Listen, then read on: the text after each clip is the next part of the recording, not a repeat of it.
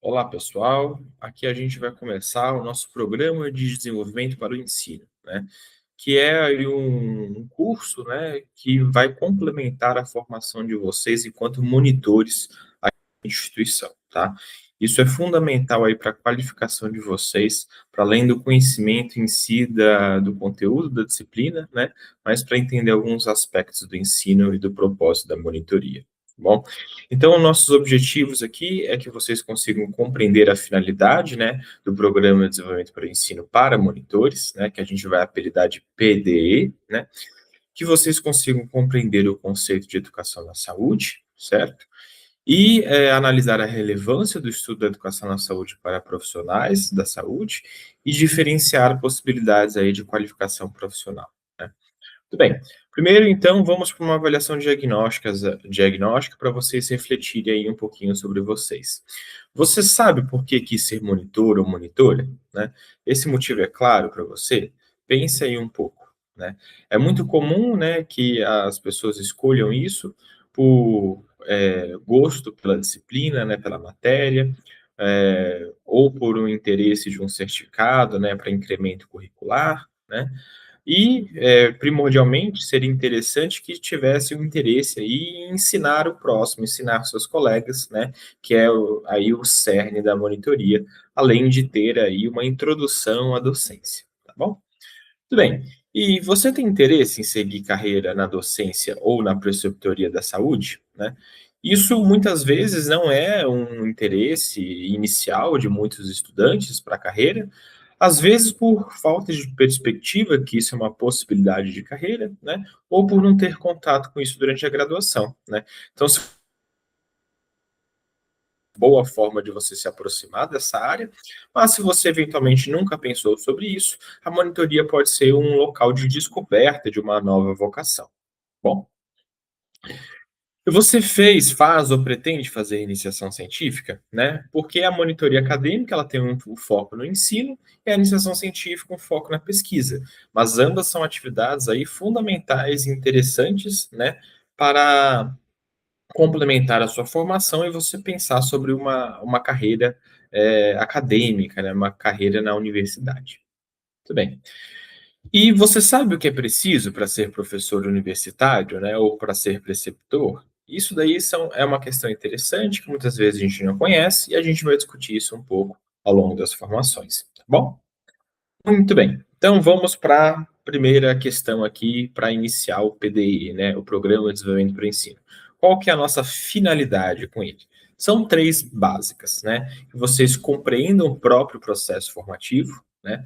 Que vocês consigam desenvolver práticas de ensino baseadas em evidências e estimular também o interesse pela carreira na docência ou na preceptoria, certo? Então são nossos três grandes objetivos aí desse programa aí dentro do contexto de formação dos monitores. Tá bom, aqui eu coloco, né, uma frase do Paulo Freire, né, o patrono da educação brasileira, que eu acho muito interessante para a gente começar esse diálogo, né, que ele fala assim: o educador já não é apenas o que educa, mas é o que, enquanto educa, é educado, em diálogo com o educando, que ao ser educado também educa. Ou seja, está falando aí que o processo de ensino e aprendizagem, né, é uma troca, certo? Ambos, assim, se tornam sujeitos do processo em que crescem juntos, né? Em que os argumentos de autoridade já não valem. Aqui é uma primeira mensagem fundamental, né, para o desenvolvimento desse programa, é que vocês entendam que a gente deve ter um diálogo aberto, e justamente para a troca de ideias e percepções aí sobre a formação, né? Isso é uma questão fundamental e que o estudante não é apenas, né, um receptáculo, né, que deve absorver, né, tudo que o professor tem a dizer e acredita, né? Você deve ter essa troca, essa discussão, tá bom? Não apenas aí um argumento de autoridade. Muito bem. Daí a gente vai para a questão: o que é educação na saúde, né? O que que você acha que é de ouvir esse termo? Muito bem. Educação na saúde, pessoal, é a área de estudo acerca do processo de formação de profissionais de saúde, né? Ele não tem a ver com o processo de ensinar a população leiga, né, dando instrução sobre a própria saúde ou doença e desenvolvimento dessa autonomia, né? Porque esse outro conceito é educação em saúde. A gente foca no processo de formação, no processo educacional, né, que está aí transformando as pessoas em profissionais de saúde, né, seja durante a graduação ou depois da graduação. Por que que isso é importante de graduandos, especialmente aí monitores, saberem? Porque compreendendo o próprio processo de formação, você consegue participar de uma forma mais ativa dele. Você consegue ter maior criticidade, você consegue fazer melhores escolhas, entender o porquê das coisas serem como são ou como poderiam ser eventualmente melhores, tá? Então esse processo de estudar educação na saúde é fundamental aí para uma qualificação profissional mais crítica e autônoma, tudo bem? Independente de você ter interesse ou não pela docência. Tudo bem. Daí, né, indo além, né, qual a importância do estudo da educação na saúde, né? É um pouco disso que a gente discutiu.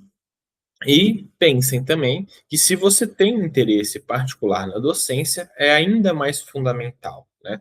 Porque você já consegue trilhar uma carreira, né, conseguindo desenvolver competências fundamentais para essa futura profissão. Bom, tudo bem. Daí a gente vai para a próxima pergunta. Quais são os caminhos possíveis para a qualificação após a formatura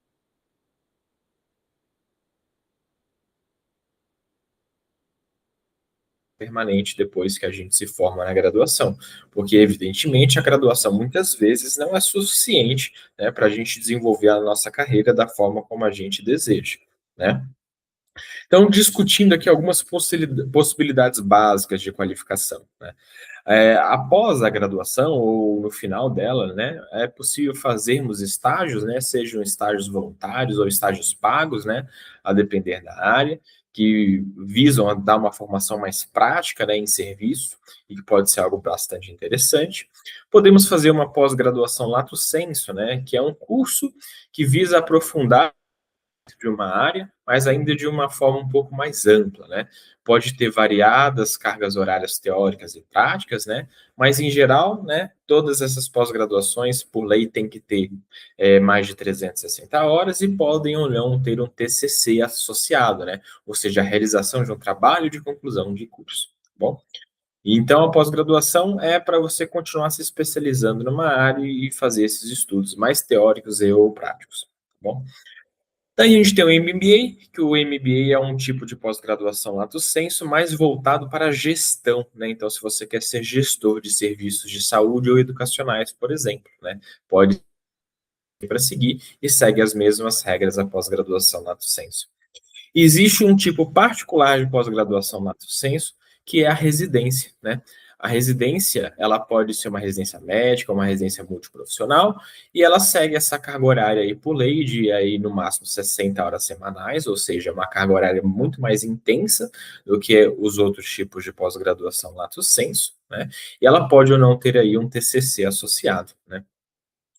E, em geral, é considerado, né, o padrão ouro para a formação de profissionais de saúde aí no âmbito da especialização, né, a residência. Muito bem. Existe a pós-graduação em stricto sensu, né?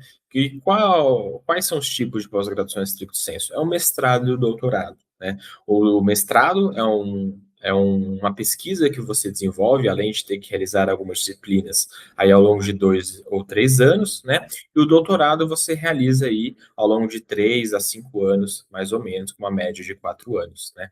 Então, o mestrado e doutorado você aprofunda muito mais numa linha de pesquisa, né? Você vai estudar de uma forma muito mais profunda alguma temática e se desenvolver aí principalmente como pesquisador e de forma complementar também deveria formar para a docência, né?